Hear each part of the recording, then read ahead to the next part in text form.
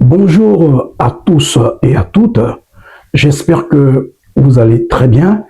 Que Dieu vous bénisse. Je suis Thierry Didier Brissy, communément appelé Bail de Fraîche. Je suis acteur culturel et en même temps consultant en communication. Je suis venu juste encore vous confirmer que nous avons mis sur pied une lucane d'expression qui s'appelle Culture en direct. Je dis bien une lucane d'expression qui s'appelle Culture en direct. Vous savez, nous sommes aussi des sachants, nous avons plusieurs expériences dans ce milieu, mais nous ne sommes pas souvent invités sur des plateaux des radios, des télévisions pour débattre des sujets quand même qui sont importants concernant le monde des arts et de la culture. C'est la raison pour laquelle nous avons créé cette lucane d'expression dans le but aussi de pouvoir faire passer nos messages.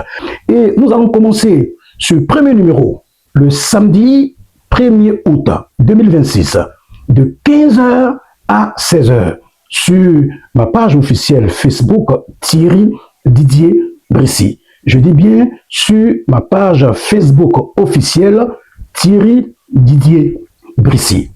Et après, nous allons étendre sur d'autres plateformes numériques comme TikTok, dans le but de vous permettre comme ça de pouvoir intervenir. Pour ce premier numéro, nous parlerons du rap ivoire. Je dis bien, pour ce premier numéro, nous parlerons du rap ivoire. Pour rappel, sachez que je suis aussi un acteur important dans le milieu, dans le mouvement hip-hop. J'ai sorti le tout premier ouvrage qui retrace l'histoire de 3 générations hip-hop ivoire, une époque, une histoire. C'est la raison pour laquelle, comme on dit, la charité commence par soi-même. J'ai voulu d'abord commencer par mon domaine de définition qui est le rap ivoire. La nouvelle génération a-t-elle réussi à s'imposer sans le soutien des précurseurs? Je dis bien, rap ivoire. La nouvelle génération a-t-elle réussi à s'imposer sans le soutien des précurseurs? Cette nouvelle génération dit qu'elle n'a pas eu besoin des précurseurs, des pionniers, des promoteurs, des animateurs pour pouvoir imposer le rap ivoire. Elle dit qu'elle s'est battue tout seule. Elle est venue trouver un terrain nu, un terrain vierge, un terrain où il n'y avait plus personne.